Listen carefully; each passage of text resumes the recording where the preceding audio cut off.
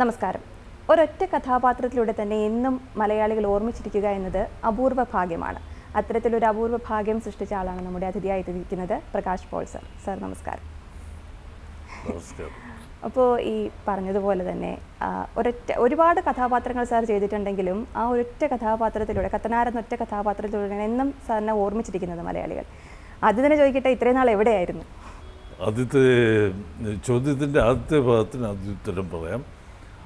ഒരുപാട് കഥാപാത്രങ്ങൾ ഞാൻ ചെയ്തിട്ടില്ല, വളരെ ചുരുക്കം കഥാപാത്രങ്ങളെ ചെയ്തിട്ടുള്ളൂ.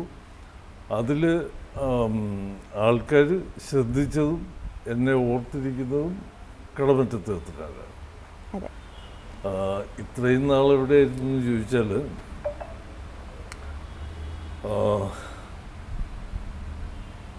കത്തനാർ കഴിഞ്ഞിട്ട് ഒന്ന് രണ്ട് ക്യാരക്ടേഴ്സ് ഞാൻ ചെയ്തു. അതിലൊന്ന് വളരെ നന്നായിട്ട് പോയി, മാൻഡ്രേക്ക് എന്ന് പറയുന്നത്. അത് കത്തനാരുമായിട്ട് സാമ്യമുള്ളൊരു ക്യാരക്ടർ ആയിരിക്കണം. അത് വലിയ കുഴപ്പമില്ലാതെ പോയി. പക്ഷേ അതിൻ്റെ പ്രൊഡക്ഷൻ കോസ്റ്റ് വളരെ കൂടുതലായിരുന്നുകൊണ്ട് അത് ഇടയ്ക്ക് വെച്ച് നിന്നുപോയി. പിന്നെ ഞാൻ ചെയ്ത ക്യാരക്ടേഴ്സ് ഒന്നും ആൾക്കാരങ്ങനെ അംഗീകരിച്ചില്ല. എന്നെ പിന്നെ വിളിച്ചതൊക്കെ, ഈ കത്തനാർ കഴിഞ്ഞിട്ട് വിളിച്ചതൊക്കെ മറ്റൊരു കത്തനാർ, അല്ലെങ്കിൽ വേറൊരു അച്ഛൻ, വേറൊരു കുപ്പായത്തിൻ്റെ നിറം മാറ്റിയിട്ട് വെള്ളക്കുപ്പായത്തിൽ കറുത്ത കുപ്പായത്തിലേക്ക് മറ്റച്ഛൻ കഥാപാത്രങ്ങളാണ്. അപ്പം ഞാനത് വേണ്ട എന്ന് തന്നെ വെച്ചു. അവിടെ എനിക്ക് ചെയ്യാൻ പറ്റുന്ന ഏറ്റവും നല്ല അച്ഛൻ കഥാപാത്രം ഞാൻ ചെയ്ത് കഴിഞ്ഞു. വീണ്ടും വീണ്ടും അത് ചെയ്യാനുള്ള മടിയുണ്ട്. ഞാനത് വേണ്ടെന്ന് വെച്ചു. അത് വേണ്ടെന്ന് വെച്ചതോടുകൂടി ഞാൻ ബലത്തിൽ എന്നെ മറ്റു വേഷങ്ങൾക്കാരും വിളിക്കാതെയായി. ഇപ്പോൾ സാറിൻ്റെ ഏറ്റവും വലിയ ഒരു മാസ്റ്റർ പീസ് എന്ന് പറയും കടമറ്റത്ത് കത്തനാർ. പക്ഷേ സാറിൻ്റെ കരിയറിൽ ഏറ്റവും നല്ല കഥാപാത്രവും ഇപ്പം സാറിൻ്റെ കരിയറിൽ ഏറ്റവും കുറച്ച് ദോഷമായതും കത്തനാരെന്ന് തന്നെ പറയാമല്ലേ? കാരണം മറ്റു വേഷങ്ങളിൽ സാറിനെ കാസ്റ്റ് ചെയ്യാൻ അല്ലെങ്കിൽ അംഗീകരിക്കാൻ പ്രേക്ഷകർക്കൊരു മടി ഉണ്ടായിരുന്നു അല്ലേ? അത് ആക്ടർ എന്നുള്ള നിലയ്ക്ക് ഞാനിപ്പോൾ എന്നെ ഒരു ആക്ടറായിട്ടാണ് കാണുന്നതെങ്കിൽ കത്തനാർ എനിക്ക് അത്ര ഗുണം ചെയ്തില്ല. അതല്ലാതെ ഞാൻ എന്നെ ഒരു വ്യക്തിയായിട്ടാണ് കാണുന്നതെങ്കിൽ എനിക്ക് ഏറ്റവും ഗുണം ചെയ്തത് കത്തനാരാണ്. കാരണം എല്ലാവരും എന്നെ തിരിച്ചറിയാൻ തുടങ്ങി.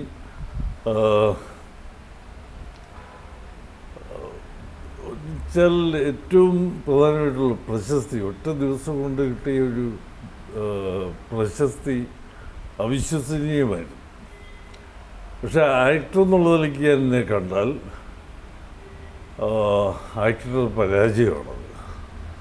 കാരണം ഇയാളെ ഇതിനല്ലാതെ, ഈ വേഷത്തിനല്ലാതെ മറ്റൊരു വേഷം ചെയ്യിക്കാൻ പറ്റില്ല എന്നൊരു ധാരണയിൽ ഈ വേഷങ്ങൾ തരേണ്ട ആളുകളും കാണേണ്ട ആളുകളും അങ്ങനെ കൂട്ടായൊരു തീരുമാനം എടുത്തതുപോലെ ആയിപ്പോയി. ശരിക്കും ആ ഒരു കഥാപാത്രം അതൊരു അഭിനയം എന്നതിനപ്പുറം സാർ ഒരു അമാനുഷികനായ വ്യക്തിയാണ് എന്നുള്ള പ്രേക്ഷകരങ്ങ് വിചാരിച്ചു. അതായിരിക്കണം അല്ലേ തോന്നലുണ്ടാക്കി. കാരണം ആ ഒരു രൂപവും അതൊക്കെ പ്രേക്ഷകരുടെ മനസ്സിൽ അത്രത്തോളം പതിഞ്ഞിട്ടുണ്ട്. കാരണം ഒരു അഭിനയമല്ല അത് യഥാർത്ഥമാണ്. ഒരുപക്ഷെ അതിനപ്പുറം ഈ നമുക്ക് എന്തെങ്കിലും ഒരു പ്രശ്നം ഉണ്ടാവുമ്പോൾ കത്തനാരെ ചുമന്ന് രക്ഷിക്കും എന്നൊക്കെ പറഞ്ഞ് അങ്ങനെ ആരെങ്കിലും ജീവിതത്തിൽ ഒന്ന് സംസാരിച്ചിട്ടുണ്ടോ? തീർച്ചയായിട്ടും ഒരുപാട് പേരുണ്ട്. അങ്ങനെ എന്തെങ്കിലും അനുഭവം പറയാൻ പറ്റുമോ? പെട്ടെന്ന് എനിക്ക് അങ്ങനെ ഒരനുഭവമായിട്ട് ഓർമ്മ വരുന്നില്ല. പക്ഷേ കാരണം അത് ഞാൻ എല്ലാ ദിവസവും ഞാൻ ഫേസ് ചെയ്തുകൊണ്ടിരുന്നൊരു പ്രശ്നമാണ്. കൂടുതലും കുട്ടികളും പ്രായമായ സ്ത്രീകളുമാണ് ഇങ്ങനെയുള്ള ആവശ്യങ്ങളുമായിട്ട് എന്നെ അപ്രോച്ച് ചെയ്തിരുന്നത്. അവരവരുടെ പ്രശ്നങ്ങൾ അല്ലെ അവർ ഫേസ് ചെയ്യുന്ന എന്തെങ്കിലും കടുത്ത മാനസിക പ്രശ്നങ്ങൾ. അപ്പം ഞാൻ അതിൻ്റെ ഒരാളല്ലല്ലോ, യഥാർത്ഥത്തിലല്ലല്ലോ. മറ്റേത് ഞാൻ അഭിനയിക്കുമ്പോൾ റൈറ്റർ എഴുതി തരുന്ന ഡയലോഗുകൾ പറയുന്നയാൾ മാത്രമാണ്. അത് പരമാവധി നന്നായിട്ട് പറയാൻ ഞാൻ ശ്രമിച്ചിട്ടുണ്ട് എന്നുള്ളതല്ലേ ഉള്ളൂ. ഈ സീരിയലുകളുടെ ചരിത്രം എടുത്താൽ തന്നെ ഏറ്റവും പ്രധാനപ്പെട്ട ഒന്നാണ് കടമറ്റത്ത് കത്തനാർ. എങ്ങനെയാണ് ഇത് സംഭവിച്ചത്? സാറ് എങ്ങനെയാണ് ഇതിലേക്ക് എത്തിപ്പെട്ടത്? ഞാൻ എത്തിപ്പെട്ടത് യാദൃച്ഛികമായിട്ടാണ്. യാദൃച്ഛികം എന്ന് വെച്ചാൽ ഇത് ഞാൻ മുമ്പ് ഒരുപാട് തവണ പറഞ്ഞിട്ടുള്ളതാണ്, എങ്കിലും ഒന്നുകൂടെ പറയാം. TS സുരേഷ് ബാബുവാണ് അതിൻ്റെ ഡയറക്ടർ. അദ്ദേഹത്തിൻ്റെ അനിയൻ TS സജി. അപ്പം ഇവരെ രണ്ടുപേരെയും എനിക്ക് നേരത്തെ പരിചയമുണ്ട്. ഇവരുടെ അടുത്ത് ഞാൻ ഒരുപാട് തവണ അഭിനയിക്കാൻ വേണ്ടി വേഷങ്ങൾ ചോദിച്ച് പോയിട്ടുണ്ട്, നേരിട്ട് കണ്ടിട്ടുണ്ട്.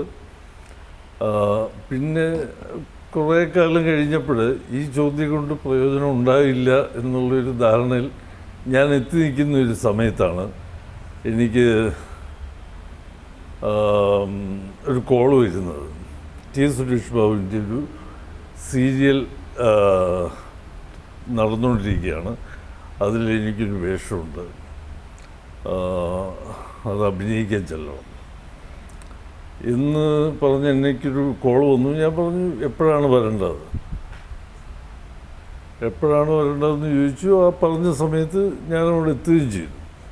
പക്ഷേ എനിക്ക് ആ സമയത്ത് സീരിയലിൽ അഭിനയിക്കാൻ യാതൊരു താല്പര്യമില്ല. ഞാൻ വേറൊരു തരത്തിൽ ഒരു ചാനലിൻ്റെ മോർണിംഗ് പ്രോഗ്രാം വർക്ക് ചെയ്തുകൊണ്ടിരിക്കുകയാണ്. പലതരത്തിലെന്നല്ല, എല്ലാ തരത്തിലും എനിക്ക് ആ വർക്ക് എനിക്ക് നേട്ടങ്ങളും മാത്രം ഉണ്ടായിക്കൊണ്ടിരുന്ന വർക്കുമാണ്. അപ്പോൾ അതിൽ നിന്ന് വീണ്ടും അഭിനയത്തിലേക്ക് പോകുമ്പോൾ അതിനൊരു അനിശ്ചിതത്വമുണ്ട്. അതിലേക്ക് മടങ്ങണ്ടെന്ന് എനിക്കൊരു തീരുമാനമുണ്ട്. പക്ഷേ TS സുരേഷ് ബാബുവിൻ്റെ വർക്ക് എന്ന് പറഞ്ഞുകൊണ്ട് ഞാൻ ചെല്ലാൻ തീരുമാനിച്ചു. അവിടെ ചെന്നു. സാധാരണഗതിയിൽ ഏത് ആക്ടറും ചോദിക്കുന്നൊരു ചോദ്യമുണ്ട് അഭിനയിക്കുന്നതിന് മുമ്പായിട്ട് തന്നെ, എന്ത് വേഷമാണിത്? ഞാൻ ചോദിച്ചില്ല, കാരണം എന്ത് വേഷമായാലും എനിക്ക് കുഴപ്പമില്ല. വൈകുന്നേരം വരെ അഭിനയിച്ചപ്പോൾ എനിക്ക് മനസ്സിലായി ഞാനിതിൽ ഇപ്പോൾ അഭിനയിച്ചുകൊണ്ടിരിക്കുന്നത് എൻ്റെ മുഖം വ്യക്തമല്ലാത്ത രീതിയിലാണ്. ചിലപ്പോൾ ഡ്യൂപ്പായിരിക്കാം, അല്ലെങ്കിൽ അവർ കരുതി കൂട്ടി അങ്ങനെ തന്നെ ചെയ്യുന്നതായിരിക്കാം. എന്തായാലും വൈകുന്നേരമായിട്ട് ഞാൻ ഇതെന്ത് വേഷമാണെന്ന് ചോദിച്ചില്ല. ദൂരെ നിന്ന് കണ്ടു കഴിഞ്ഞാൽ ഒരു കുപ്പായിട്ട തൊപ്പി വെച്ച വടി കുത്തിപ്പിടിച്ച് നടക്കുന്ന ഒരാൾ. അപ്പോൾ ആ കുപ്പായമൊക്കെ 2 കുപ്പായങ്ങളാണ്, ഒറ്റ കുപ്പായം കിട്ടിയില്ല അന്ന്. അരയ്ക്ക് താഴേക്കൊരു കുപ്പായം, അതിന് മുകളിൽ വേറൊരു കുപ്പായം. ദൂരെ കാഴ്ചയിൽ ഒറ്റ കുപ്പായം ഇട്ടിരിക്കുന്നതായിട്ടേ തോന്നുള്ളൂ. ഞാൻ വൈകുന്നേരം അഭിനയമെല്ലാം കഴിഞ്ഞ് തിരിച്ചു പോന്നു. ഒരു 3 മാസം കഴിഞ്ഞപ്പോഴാണ് എന്നെ വീണ്ടും വിളിച്ചിട്ട് അപ്പോൾ അതിൻ്റെ പ്രൊഡ്യൂസറുണ്ട്, ഡയറക്ടേഴ്സ് 2 പേരുണ്ട്, റൈറ്ററുണ്ട്. അവരെല്ലാം എന്നെ ഒന്ന് കാണണമെന്ന് പറഞ്ഞു. ഞാൻ ചെന്നത് എൻ്റെ TS സുരേഷ് ബാബുവിനുള്ള എൻ്റെ ഒരു ബഹുമാനമാണ് ഞാൻ അതുവഴി പ്രകടിപ്പിച്ചത്, അല്ലാതെ അഭിനയിക്കാനുള്ള ആഗ്രഹമല്ല. ഞാൻ ചെന്നു. തിരിച്ചു വന്നപ്പോൾ എനിക്കൊരു കോൾ വന്നു, TS സജിയുടെ കോൾ വന്നു. പ്രകാശ്, ഞെട്ടരുത്, ഞങ്ങൾ ചെയ്യുന്ന കടമറ്റത്ത് കത്തനാരിൽ കത്തനാരായിട്ട് അഭിനയിക്കാൻ പ്രകാശിനെ തിരഞ്ഞെടുത്തിരിക്കുകയാണ്. അപ്പോൾ ഞാൻ അതിൻ്റെ ഒരു മറുപടി പറയണമല്ലോ. ഞാൻ പറഞ്ഞു ഞെട്ടരുതെന്ന് പറഞ്ഞാലും ഞെട്ടാതിരിക്കാൻ നിവൃത്തിയില്ല. ഞെട്ടി. അത് സത്യത്തിൽ ഞാൻ ഞെട്ടിയൊന്നുമില്ല. ആണ് കത്തനാരില്ല, ഇനി യേശുക്രിസ്തുവായിട്ട് അഭിനയിക്കാനാണെന്ന് പറഞ്ഞാലും ഞാൻ ഞെട്ടില്ല. കാരണം എനിക്ക് താല്പര്യമില്ല.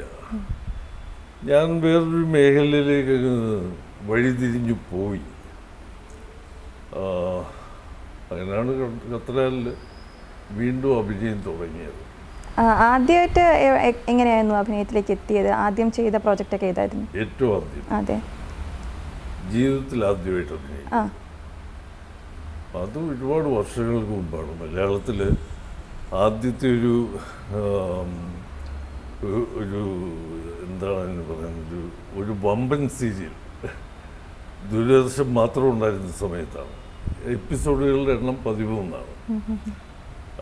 അതിൽ ഒരു സൂപ്പർ സ്റ്റാർ പരിവേഷമുള്ള സീരിയലുണ്ടായിരുന്നു, പാലിയത്തച്ഛൻ. ക്യാപ്റ്റൻ രാജുവാണ് പാലിയത്തച്ഛനായിട്ട് അഭിനയിച്ചത്. പിന്നെ അതിൻ്റെ ഒരു പ്രത്യേകത, അന്ന് മലയാള സിനിമയിൽ പോലും മുൻമൂൺ സെന്നിനെ അഭിനയിക്കാൻ വിളിച്ചാൽ വരില്ല. പക്ഷെ അവർ ഈ സീരിയലിൽ അഭിനയിച്ചു.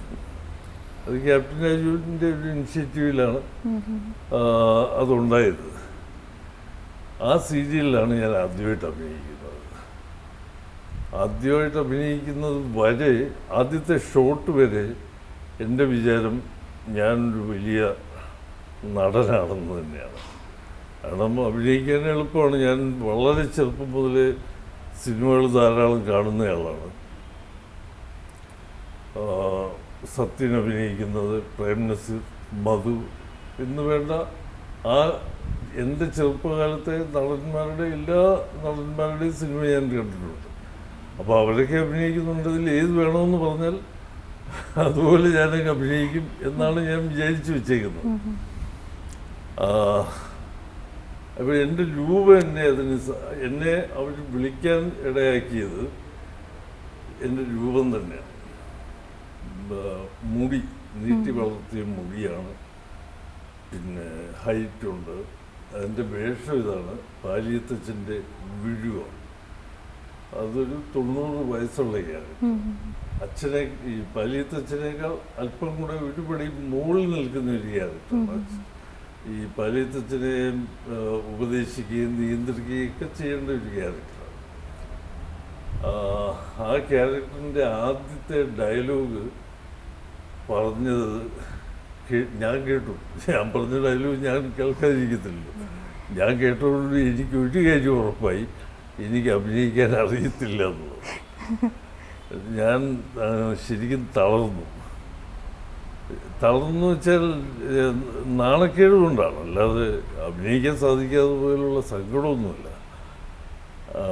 ബാക്കിയുള്ളവരെല്ലാം ഇരിക്കുകയാണ് ഇങ്ങനെ. ക്യാപ്റ്റൻ രാജു, പ്രേംകുമാർ, പിന്നെ മനു വർമ്മ, ഇങ്ങനൊരു ഗ്രൂപ്പിൻ്റെ നടുക്കിരുന്ന് ഞാനാണ് ഡയലോഗ് പറയുന്നത്. ഇവർക്കെല്ലാം വേണ്ട ഉപദേശങ്ങൾ കൊടുക്കുകയാണ്. അതാണ് ക്യാരക്ടർ. അത് ഫ്ലോപ്പായി. ആ സീരിയലിൻ്റെ 4 എപ്പിസോഡുകളിൽ ഞാൻ അഭിനയിച്ചു. ടെലികാസ്റ്റ് ചെയ്ത് കണ്ടു കഴിഞ്ഞപ്പോൾ എനിക്ക് തന്നെ മനസ്സിലായി. അതിന് മുമ്പുള്ളതൊന്നും ഞാൻ കണ്ടിട്ടില്ല. കണ്ടപ്പോൾ എനിക്ക് മനസ്സിലായി അഭിനയിക്കാതിരുന്ന് നന്നായി. കാരണം ഞാൻ ഒട്ടും നന്നായിട്ടത് ചെയ്തിട്ടില്ല. 4 എപ്പിസോഡ് കഴിഞ്ഞ് അവരെന്നെ ആ ക്യാരക്ടറെ ഒഴിവാക്കുകയും ചെയ്തു. 5-ാമത്തെ എപ്പിസോഡിൽ ഇയാൾ വേണ്ടതാണ്, വേണ്ടതാണ്. പക്ഷെ അവരത് മാനേജ് ചെയ്ത് എങ്ങനെയാണെന്ന് വെച്ചാൽ 5-ാമത്തെ എപ്പിസോഡിൽ പാലിയത്തച്ഛൻ്റെ സദസ്സിൽ നോക്കുമ്പോൾ വിഴുവിനെ അവിടെ കാണാനില്ല. അപ്പം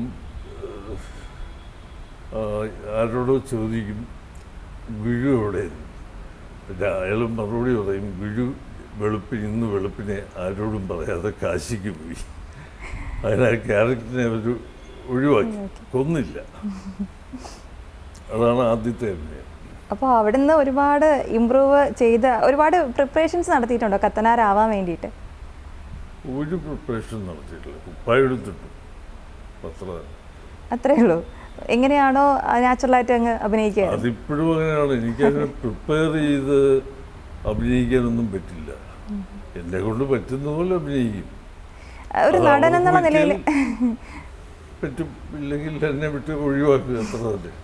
ഒരു നടൻ എന്നുള്ള നിലയിൽ സാറിന് സാറ്റിസ്ഫാക്ഷൻ തന്ന ഒരു ക്യാരക്ടർ ആയിരുന്നു അത്? അതോ ഇനി ഏതെങ്കിലും കഥാപാത്രം ചെയ്യണമെന്ന് ആഗ്രഹമുണ്ടോ? നടൻ എന്നുള്ള നിലയ്ക്ക് എന്നെ ഏറ്റവും സ്വാധീനിച്ചതെന്ന് വെച്ചാൽ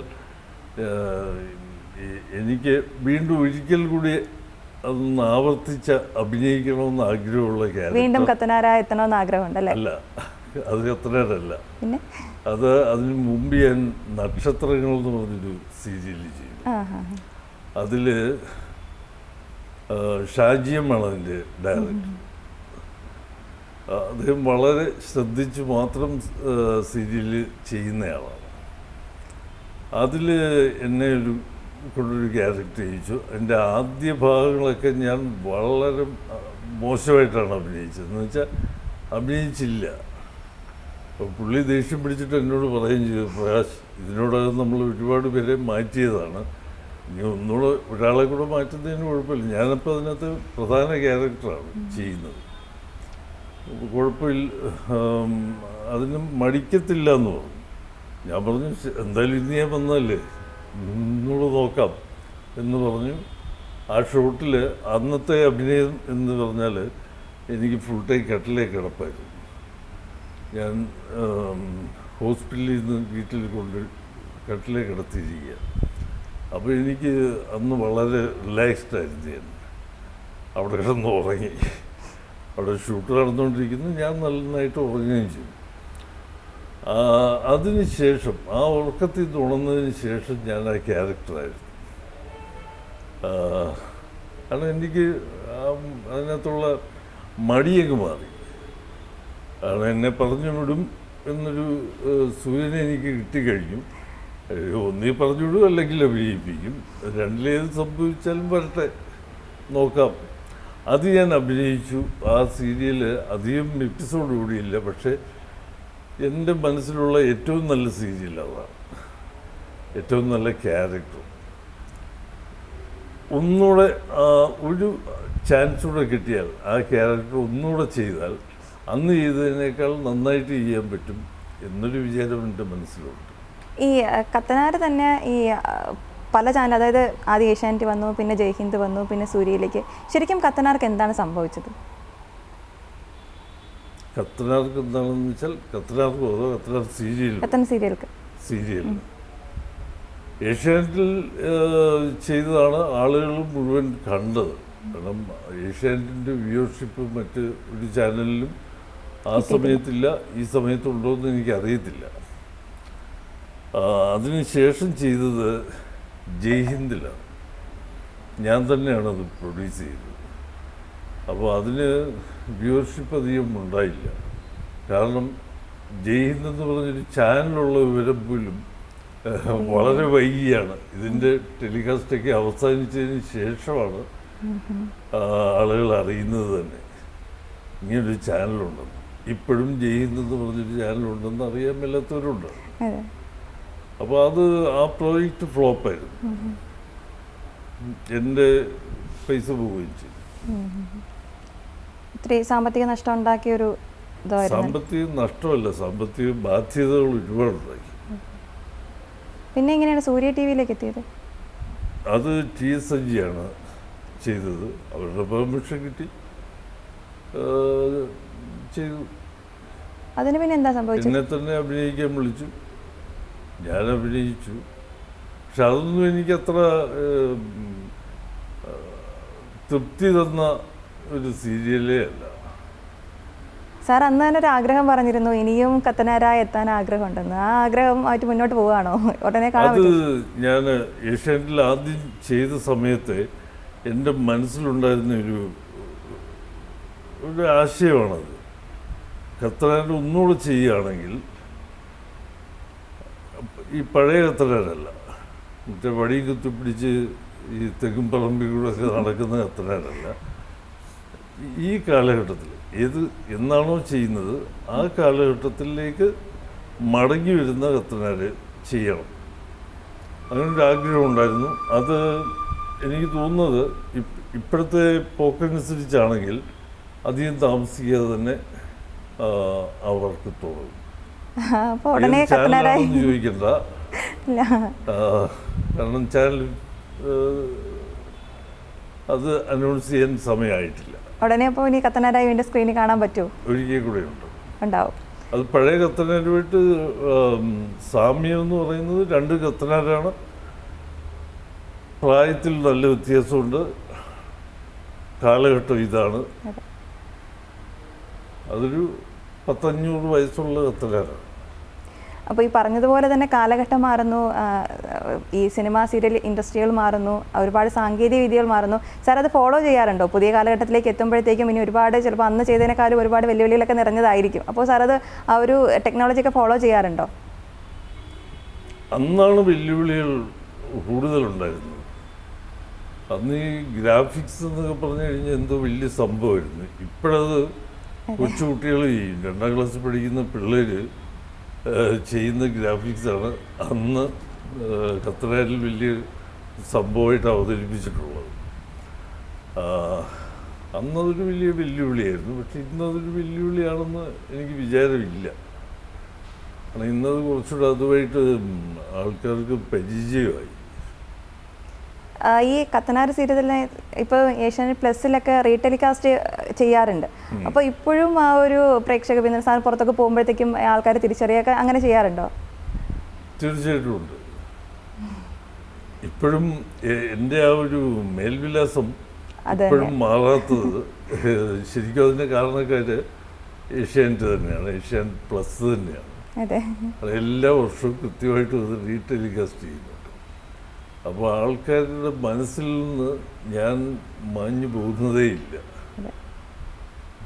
രൂപം വ്യത്യാസമുണ്ട് എന്നുള്ളതേ ഉള്ളൂ. ഒരിക്കലും അങ്ങനെ മാഞ്ഞു പോകുന്നൊരു രൂപമല്ല. കാരണം ആ ഒരു രൂപം അത്രത്തോളം അന്ന് പ്രേക്ഷകരുടെ മനസ്സിൽ, ഇപ്പോൾ നമ്മളൊക്കെ അന്ന് കൊച്ചുകുട്ടികളായ സമയമാണ്. അപ്പോൾ നമുക്കൊരു എക്സൈറ്റ്മെൻ്റ് ആണ് ഇത് കാണാൻ വേണ്ടിയിട്ട്. അപ്പോൾ അങ്ങനെയുള്ളൊരു, പിന്നെ ഈ സാറിനെ കാണാനും ഒക്കെ ഭയങ്കര ഒരു താല്പര്യമായിരുന്നു. ഇന്നും ആ ഒരു താല്പര്യം ആൾക്കാരുടെ മനസ്സിലുണ്ടെന്ന് തന്നെ തോന്നുന്നു. ആ താല്പര്യം പക്ഷേ 20 വർഷം മുമ്പാണ് ആദ്യം ടെലികാസ്റ്റ് ചെയ്യുന്നത്. അതെ. അപ്പോൾ ഏഷ്യാനെറ്റ് ഇങ്ങനെ നിരന്തരം ഇത് റീടെലികാസ്റ്റ് ചെയ്തില്ലായിരുന്നെങ്കിൽ പണ്ടെന്നോ ചെയ്ത ഒരു സീരിയലിൽ അഭിനയിച്ച ഒരു ആളെന്നുള്ള നിലയ്ക്ക് ഞാൻ കുറേയൊക്കെ മറവിയിലേക്ക് പോയേനെ. ഇത് ലൈവായിട്ട് നിർത്തിയിരിക്കുന്നത് ഏഷ്യാനെറ്റ് പ്ലസ് തന്നെയാണ്. ആ കാലഘട്ടത്തിൽ ഒരു സൂപ്പർ ഹീറോ പരിവേഷമൊക്കെ ആയിരുന്നു അല്ലേ? എങ്ങനെയായിരുന്നു ആ ഒരു കാലഘട്ടം ഓർമ്മിച്ചെടുക്കുക? ആ കാലഘട്ടത്തിൽ സൂപ്പർ ഹീറോ പരിവേഷം തന്നെയായിരുന്നു.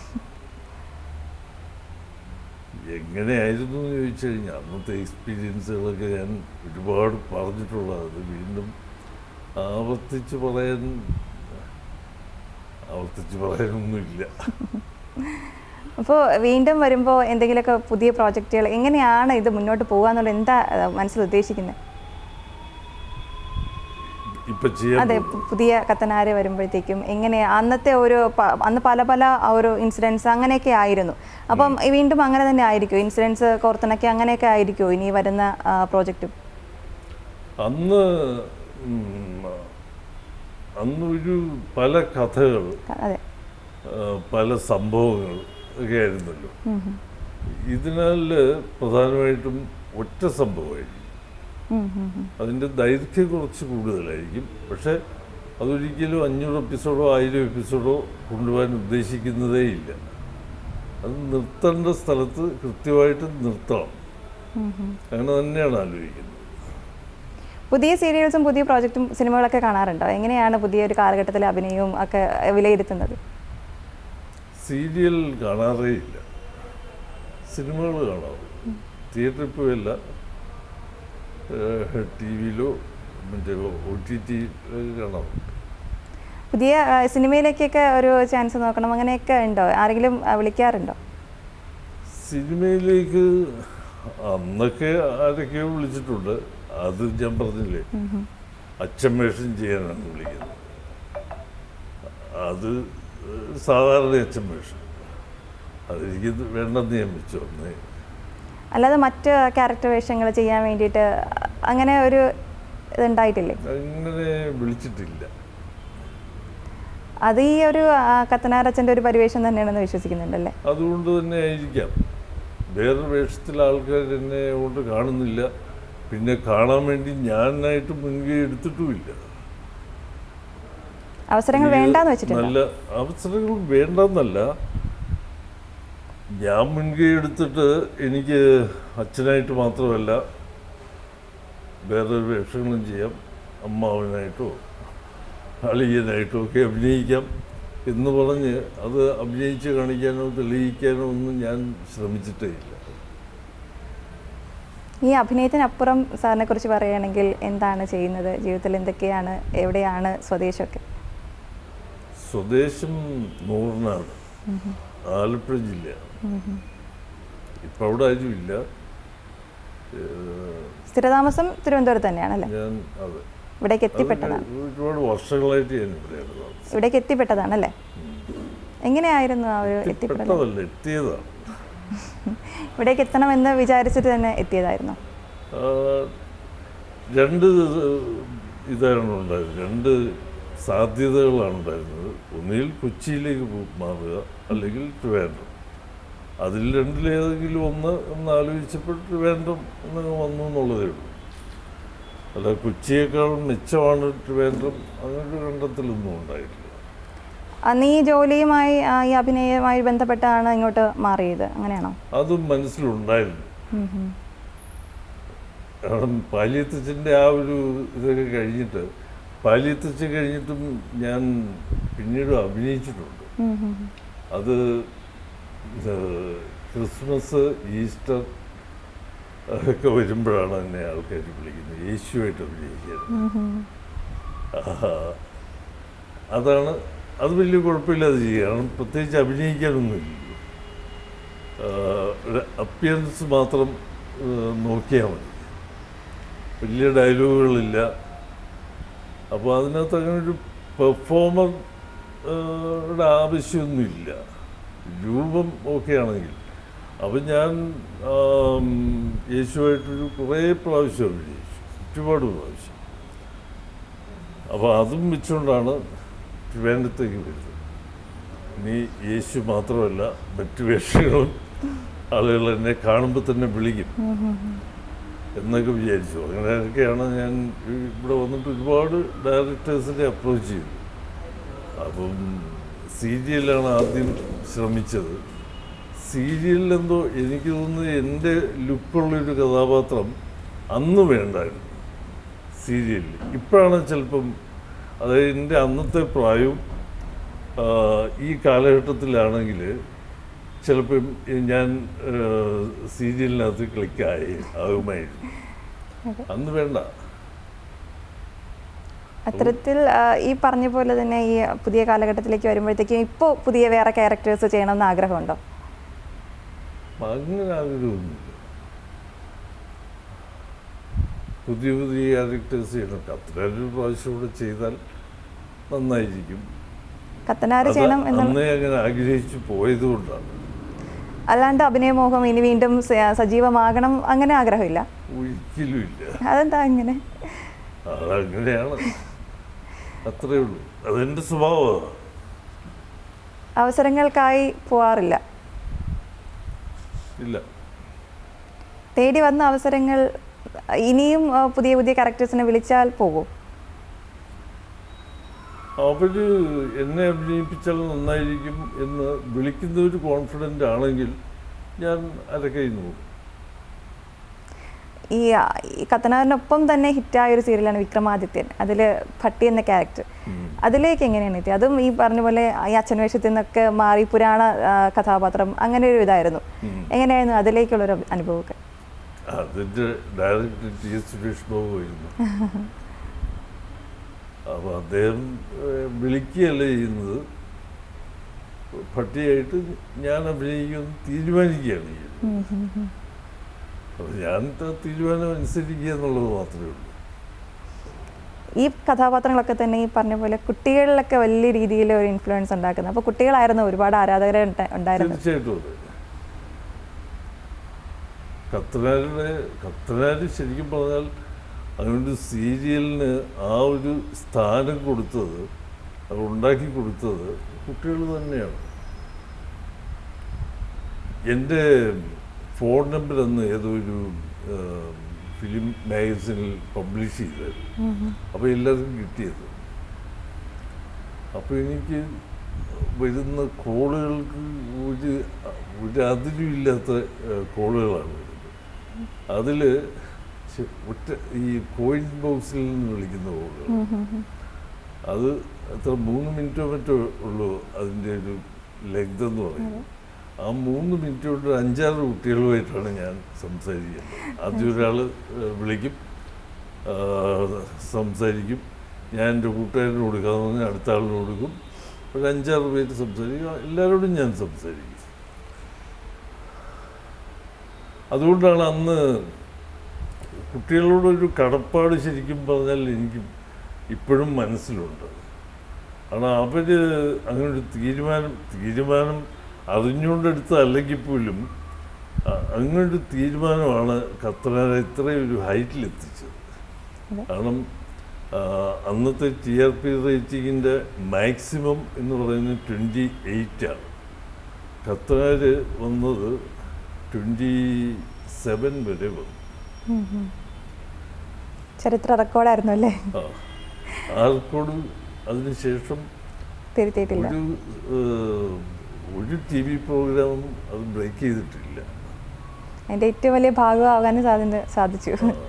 അപ്പോൾ ഈ ഒരു കാലഘട്ടത്തിലേക്ക് വരികയാണെങ്കിൽ സോഷ്യൽ മീഡിയ ഒരുപാട് ഇൻഫ്ലുവൻസ് ആയിട്ടുള്ളൊരു കാലഘട്ടം. സാറ് സജീവമാണോ സോഷ്യൽ മീഡിയയിൽ? സജീവമായിട്ടുണ്ടോ? സോഷ്യൽ മീഡിയയിൽ സജീവമാണോ? സജീവമാണെന്ന് പറയാൻ പറ്റത്തില്ല, പക്ഷേ ഇനി സജീവമാകാൻ ഞാൻ ശ്രമിക്കുന്നുണ്ട്. ഒരുപക്ഷെ ആ കത്തനാർ ഇന്നാണ് സംഭവിച്ചതെങ്കിൽ ഇതിനേക്കാളും അന്നത്തേനേക്കാളും വലിയൊരു ഇമ്പാക്റ്റ് കിട്ടിയേനെ അല്ലേ സോഷ്യൽ മീഡിയയുടെ ഒരു വലിയൊരു ഘടകം. പക്ഷെ അന്ന് ഒരു ജെന്യുവിൻ പ്രേക്ഷകർ, അത് അവരുടെ സ്നേഹം അത് വേറെ തന്നെയാണ്. പക്ഷേ ഇന്നാണ് ആ ഒരു കഥാപാത്രം സംഭവിച്ചതെങ്കിൽ അതിലും വലിയൊരു ഇമ്പാക്റ്റ് സോഷ്യൽ മീഡിയ വഴി തന്നെ കിട്ടിയേനെ. അതുണ്ടാകുമായിരുന്നു. പക്ഷെ വേറൊരു കാര്യമുണ്ട്, അന്നത്തെ അത്രയും വ്യൂവർഷിപ്പ് ഇന്നുണ്ടാവില്ല. കാരണം അന്ന് ദൂരദർശൻ കഴിഞ്ഞാൽ 2 ചാനലേ ഉള്ളൂ, ഏഷ്യാനെറ്റ്, സൂര്യ. ഇപ്പോഴതല്ല അവസ്ഥ. അതെ. അപ്പോൾ ഇനി വരുമ്പോൾ ആ ഒരു മാറ്റമൊക്കെ ഉൾക്കൊണ്ട് തന്നെ ആയിരിക്കുമോ പുതിയ കഥയൊക്കെ വരിക? തീർച്ചയായിട്ടും. ഇനി ഖത്തർ ചെയ്യുമ്പോൾ TRP റേറ്റിംഗ് 27 എന്ന് നമ്മൾ സ്വപ്നത്തിൽ പോലും ആഗ്രഹിക്കത്തില്ല. കാരണം അത് അസാധ്യമായൊരു കാര്യമാണ്, അതിന് ആരെ കൊണ്ടും പറ്റില്ല. പക്ഷെ മുമ്പിൽ നിൽക്കണം എന്ന് ആഗ്രഹിക്കുകയും ചെയ്യാമല്ലോ. ഇന്ന് പ്രേക്ഷകരുടെ ആസ്വാദന രീതിയും പറഞ്ഞതുപോലെ തന്നെ എല്ലാം ടെക്നോളജി ആയിരുന്നാലും ശരി, പ്രേക്ഷകരുടെ വിലയിരുത്തലും ആസ്വാദന രീതിയൊക്കെ തന്നെ മാറ്റം വരുന്നുണ്ട്. കാരണം 20 വർഷത്തെ ഒരു വ്യത്യാസമുണ്ട്. അതിനെയൊക്കെ മറികടന്ന് ഉള്ള കഥയും കഥാപാത്രങ്ങളൊക്കെ തന്നെ നമുക്ക് പ്രതീക്ഷിക്കാം അല്ലേ?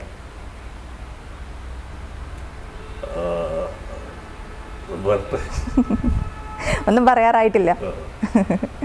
അപ്പോൾ എങ്ങനെയാണ് ഇനി കത്തനാർ തന്നെയാണ് മനസ്സിലുള്ള ആഗ്രഹം? മറ്റ് വേഷങ്ങളിലേക്ക് നമുക്കൊന്ന് കാണാൻ പറ്റില്ല, അങ്ങനെയാണോ?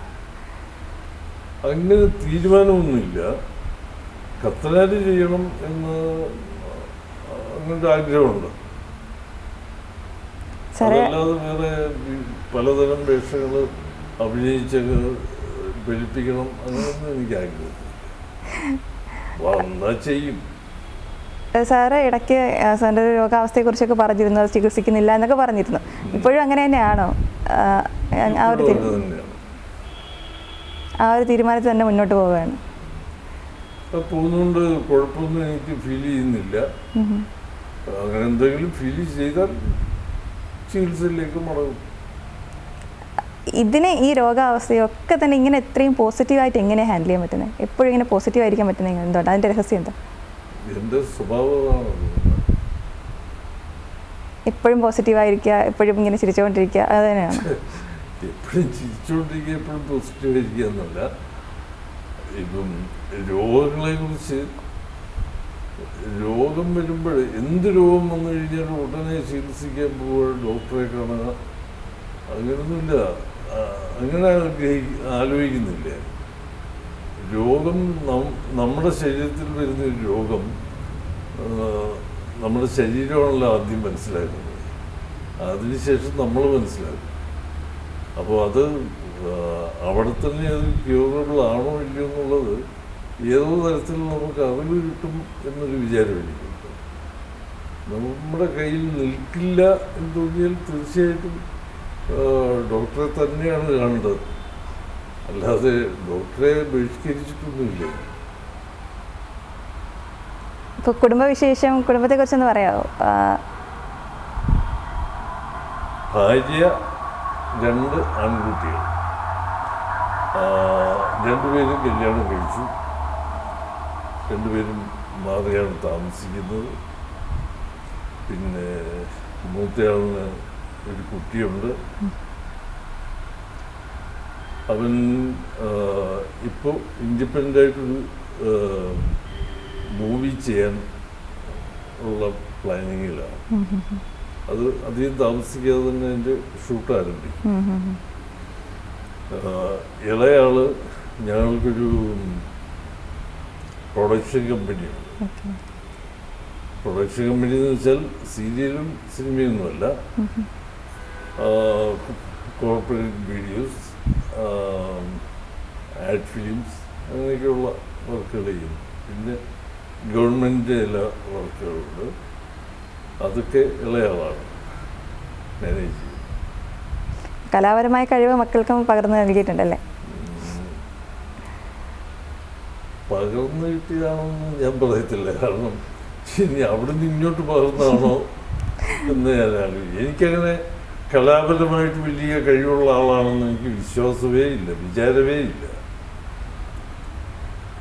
ഞാനൊരു ആക്ടർ എന്ന് പറയാൻ ഉള്ള ധൈര്യം എനിക്കുണ്ടായത് അതിനുമുമ്പ് ഞാൻ ഒരുപാട് വർക്കുകൾ ചെയ്തു, അവിടെ ഇവിടെയൊക്കെ പോയി ചെറിയ ചെറിയ വേഷങ്ങളൊക്കെ ചെയ്തെങ്കിലും എന്ത് ചെയ്യുന്നു എന്ന് ചോദിച്ചാൽ ഞാനൊരു ആക്ടറാണ് എന്ന് പറയാൻ തുടങ്ങിയത് കത്തനാരിക്ക് ശേഷമാണ്. അതുവരെ എനിക്ക് അതിനുള്ള ധൈര്യമില്ല. അപ്പോൾ ഇനി കത്തനാരായി തന്നെ കാണാമെന്ന് വിചാരിക്കുന്നു, പ്രാർത്ഥിക്കുന്നു. കത്തനാരായി തന്നെ കാണാം. അപ്പോൾ എന്തായാലും വളരെയധികം നന്ദി നമ്മളോടൊപ്പം വിശേഷങ്ങൾ പങ്കുവച്ചതിന്. കത്തനാർ വരുന്നു എന്ന് പറഞ്ഞതിന് അതിനുവേണ്ടി കാത്തിരിക്കുകയാണ്. വളരെയധികം നന്ദി സാർ. ഓക്കെ.